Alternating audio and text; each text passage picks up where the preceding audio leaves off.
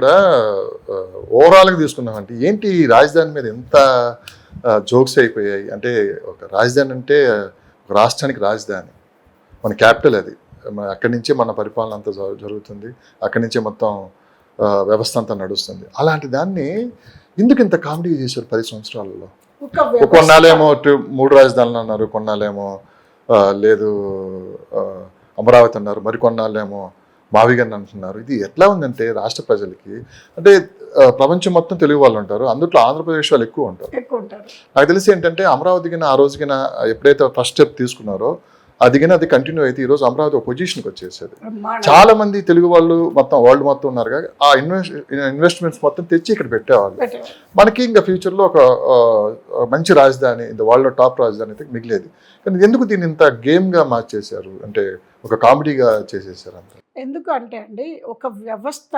పర్ఫెక్ట్గా పటిష్టంగా నిర్మితం అయితే దాన్ని దోసుకోవడానికో దాన్ని ఇన్ఫ్లుయెన్స్ చేయడానికో అవకాశం ఉండదు అందులో చంద్రబాబు నాయుడు గారు అడ్మినిస్ట్రేషన్ అంటే ప్రతి యాంగిల్లోనూ దాన్ని పర్ఫెక్ట్ చేస్తారు స్ట్రెంగ్త్ చేస్తారనమాట అటువంటి ఒక అడ్మినిస్ట్రేషన్ కనుక ఫామ్ అవుతే అక్కడ ఏమి దోసుకోవడానికి మిగలదు అది ఫామ్ కాకుండా ఉంటే ఒక రాజధాని లేకపోతే అడిగేవాళ్ళు ఎవరు అనేవాళ్ళు రాజధాని లేకపోతే ఎలా మరి రాష్ట్ర పరిపాలన కానీ వ్యవస్థలు ఎలా వాళ్ళు దోసుకోవడానికి అదే కరెక్ట్ వాళ్ళు దోచుకోవడానికో వాళ్ళు ఇబ్బంది ఏం లేదు నేను ఏ పార్టీ కదా నేను ఒక బిజినెస్ ఉమెన్ని నేను ఎక్స్పీరియన్స్ చేస్తున్నది అది ఇప్పుడు లేకపోతే ఖచ్చితంగా రాజధాని అయితే ఉండాలి కదా ఒక దగ్గర నుంచి పరిపాలన అనేది ఉండాలి కదా ఒక గ్రోత్ ఫ్యాక్టర్ అనేది ఉండాలి కదా కంపెనీస్ ఇన్వెస్టర్స్ రావాలి కదా ఎంప్లాయ్మెంట్ పిల్లలకి జనరేట్ అవ్వాలి కదా మినిమం ఏ గవర్నమెంట్ అయినా ఏం ఆలోచిస్తుంది మినిమం ఈ ఎమ్యూనిటీస్ కావాలి అని ఆలోచిస్తారు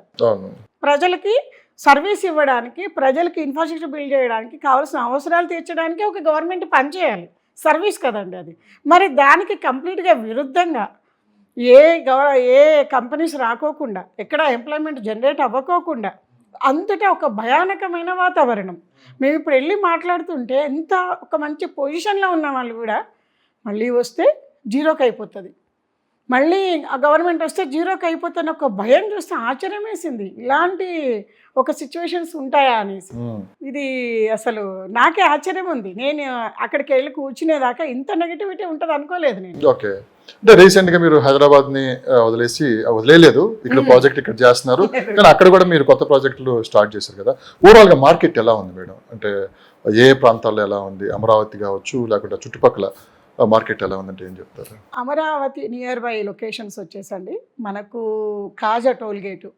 కాజా టోల్గేట్కు నియర్ బై లొకేషన్స్ అనమాట అంటే మనకు ఇటు కాజా నుంచి తీసుకుంటే అటు తెనాలి వరకు కూడా తెనాలికి ఒక 200 ఫీట్ రోడ్ ఎక్కడైతే వెస్ట్ బైపాస్ ల్యాండ్ అవుతుందో అక్కడ బటర్ఫ్లై జంక్షన్ వస్తుంది బటర్ఫ్లై జంక్షన్ తెనాలి వరకు ఒక లింక్ రోడ్ వేస్తున్నారు 200 ఫీట్ రోడ్ ఆ లింక్ రోడ్డు పొడవుగా కూడా కంప్లీట్గా ప్రైవేట్ ల్యాండ్స్ ఉన్నాయి ప్లస్ యాక్సెసిబిలిటీ బాగుంది మనకి ఇదే బటర్ఫ్లై జంక్షన్కి దగ్గరలో ఒక 70 ఎకర్స్లో ఐటీ కారిడార్ని ప్రకటించారు మనకు అది ప్లస్ మంగళగిరిలో మనకు ఎలక్ట్రానిక్స్ కావచ్చు ఇంకొకటి కావచ్చు అటు కూడా డెవలప్మెంట్స్ చాలా బాగున్నాయి ప్లస్ నియర్ బై కోర్ ఏరియాకి ఇది కీ రోల్ పోషిస్తుంది అనమాట బటర్ఫ్లై జంక్షన్ అనేది అక్కడి నుంచి వెస్ట్ బైపాస్ నుంచి వెళ్తే మనం అన్ని రోడ్స్ని యాక్సెస్ చేయడానికి అవకాశం ఉంటుంది కోర్ ఏరియాలోకి వెళ్ళడానికి అవకాశం ఉంటుంది ప్రైవేట్గా అంటే గవర్నమెంటు ఆ సెకండ్ పుల్లింగ్లోనో అట్లా తీసుకోని ల్యాండ్స్ ప్రైవేట్ వాళ్ళ చేతుల్లో ఉండి డెవలప్ అవుతున్న లొకేషన్ ఇక్కడ ఉంది మిగిలినది ఎక్కడ తీసుకున్నా కూడా ఇంకా ఎక్కడ ల్యాండ్ పుల్లింగ్ అవుతుందో ఏంటో అని కొంచెం ఆలోచన ఉంది కానీ ఈ సైడ్ మాత్రం ల్యాండ్ పుల్లింగ్ లేదు క్లియర్గా ఉన్నాయి బాగుంటాయి ల్యాండ్స్ కూడా నీట్గా అఫీషియల్గా చాలా బాగుంటాయి కాబట్టి ఆ ఏరియా ఒకటి బాగుంది దాంతోపాటు అండి వెస్ట్ బైపాస్ మనకి గన్నవరం తీసుకుంటే ఇటు విజయవాడకు నియర్ బై లొకేషన్ అవుతుంది అటు ఏలూరు వెళ్ళే వాళ్ళకు నియర్ బై లొకేషను అటు నుంచి గుంటూరు రావాలనుకునే వాళ్ళకు కూడా ఈ రూట్ యాక్సెస్ బాగుంది హైదరాబాద్ రావాలనుకునే వాళ్ళకి కూడా యాక్సెస్ బాగుంది రేట్స్ తక్కువ ఉన్నాయండి మనకు నున్న కావచ్చు కొండపావులూరు కావచ్చు అటు గన్నవరం దగ్గర కావచ్చు ఈ లొకేషన్స్లో రేట్లు రీజనబుల్గా ఉన్నాయి ప్రైజెస్ ఏ విధంగా ఉన్నాయి అంటే మామూలుగా ఏంటంటే మార్కెట్ డల్గా ఉందని చెప్పి అంటున్నారు కానీ రేట్లు అయితే తగ్గట్లేదు ఇక్కడ ప్రజెంట్ ఇప్పుడు మీరు చెప్పిన లొకేషన్స్ ఉండి కావచ్చు గన్నవరం కావచ్చు ఈ చుట్టుపక్కల ఎలా ఉంది ఆంధ్రాలో అండి నేను చిన్నప్పటి నుంచి మా అమ్మమ్మ గారు ఊరు దగ్గరే చిన్నప్పటి నుంచి కూడా నేను చూశాను 3 పంటలు పండుతాయి మెట్ట పొలాలు అప్పట్లోనే మేము ₹1,00,00,000 ఎకరం 80 లక్షల ఎకరం విన్నాం ఓకే. అప్పట్లోనే మేము చిన్నగా ఉన్నప్పటి నుంచి కూడా.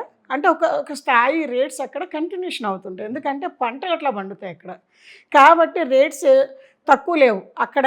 ఇంతకుముందు నానుడు కూడా మనం వినేవాళ్ళం, ఆంధ్రాలో ఎకరం అమ్మితే ఇక్కడ 10 ఎకరాలు వస్తుంది అనేవాళ్ళం. ఇప్పుడు ఈక్వల్ అయిపోయింది, రివర్స్ అయిపోయింది. కాబట్టి అట్లా రేట్స్ హైయే ఉంటాయండి.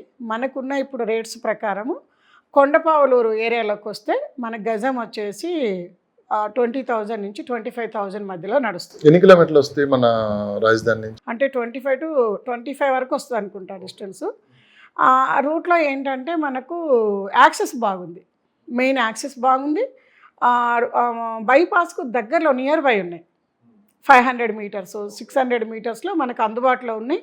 అక్కడికి ఇండస్ట్రియల్ కానివ్వండి, సెజ్ కారిడార్స్ కానివ్వండి, ఇటు విజయవాడ సిటీ కానివ్వండి, విల్లాస్ ప్రాజెక్ట్స్ మనకు 5-6 కిలోమీటర్ డిస్టెన్స్లో వెస్ట్ బైపాస్కి మన ఈ కొండపావులూరు ఈ లొకేషన్స్లో మనకు దాదాపు 5-6 కోట్లు నడుస్తుంది విల్లా, ఒక్కొక్క విల్లా. అట్లాంటి లొకేషన్స్కి ఇది నియర్ బై ఉంది. మినిమం అరౌండ్ 20 to 25,000 నడుస్తుంది with approval, with construction start చేసుకోవచ్చు ఇమీడియట్లీ. ఓకే. కన్స్ట్రక్షన్ ఇటు మనకు కాజా వైపుకి వచ్చేసరికి ఏంటంటే కాజా మనకు చిన్నకాకాని ఈ లొకేషన్స్లో మెయిన్ రోడ్డుకు తీసుకుంటే అండి 5 నుంచి 10 కోట్ల రూపాయలు ఎకరం నడుస్తుందండి. మనం ఎప్పుడైనా సరే ఎకరండే గజానికి అప్లికేబుల్ ఉంటుంది. ఓకే. మనకి ఇంతకుముందు గవర్నమెంట్ రాకముందు 80 లక్షల నుంచి ₹1,00,00,000 ఉంది ఆ లొకేషన్లో. ఇవాళ 5 నుంచి 10 కోట్లు నడుస్తుంది. అక్కడే కాజా నుంచి కొంచెం 1-2 కిలోమీటర్స్ లోపలికి వెళ్తే నేను వెళ్ళినప్పుడు ఒక 6 months బ్యాక్ మనకు దాదాపు 3.5 CR 3 నుంచి 3.5 CRలో ఎకరం రైతులు అమ్ముతున్నారు. ఇప్పుడు ప్రజెంట్ నౌ 4.5 నుంచి 5 crores వరకు వెళ్తుందండి. చాలా మెంబర్స్ అంటారు అంత రేటు ఎందుకు ఉంది, ఎప్పుడైతే ఎకరాలలో రేటు మారుతుందో గజాలలో మారుతుంది.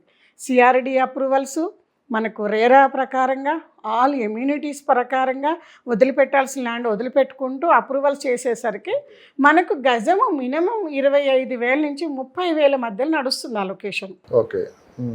కాకపోతే హైదరాబాద్లో గచ్చిబౌలి ఫైనాన్షియల్ డిస్ట్రిక్ట్లో మనం ఏ రేట్స్ అయితే చూడబోయామో, ఏ రోడ్స్ అయితే చూసామో అక్కడ ఆ రేట్స్ చూడొచ్చు ఫ్యూచర్లో, ఎందుకంటే కోర్ ఏరియాకు నియర్ బై ఉంది. మీరు అన్నారు ఫ్యూచర్లో చూడొచ్చు అంటున్నారు, కానీ ఆ ఫ్యూచర్ గురించే చాలా మంది ఆలోచిస్తున్నారు ఏం జరుగుతుందా అని.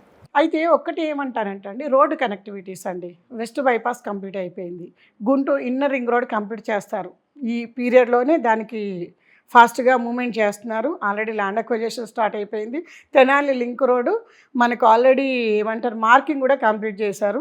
ఇట్లా రోడ్ యాక్సెస్ ఫాస్ట్గా అవి ఇన్ఫ్రాస్ట్రక్చర్ డెవలప్ అయితే ఎవరు వచ్చినా ఆ ఏరియాని క్వాంటమ్ వ్యాలీకి సంబంధించిన కంప్యూటర్స్ అక్కడ లాగిన్ అయ్యి ఐటీకి శ్రీకారం చుడితే డెవలప్మెంట్ ఒక స్థాయి వరకే పర్సనల్ ఏమంటారు పొలిటికల్గా ఇన్ఫ్లుయెన్స్ చేస్తుందండి. ఒక స్థాయి దాటితే ఇన్ఫ్రాస్ట్రక్చరు మనం ఇంతకు ముందండి చంద్రబాబు నాయుడు గారు వచ్చినప్పుడు విజయవాడ సపరేట్ ఉండేది, మంగళగిరి సపరేట్ ఉండేది, ఎవరైనా గమనించవచ్చు. ఆల్మోస్ట్ జగన్ గవర్నమెంట్ వచ్చే బిఫోర్ వరకు కూడా స్టార్ట్ అయింది వర్క్ స్టార్ట్ అయింది, కానీ సపరేటే ఉండేవి. ఇవాళ మీరు వెళ్ళి చూస్తే కలిసిపోయినాయండి. అందరికీ నమస్కారం అండి, నేను మీ Dhanalakshmi, real estate expert and mentor.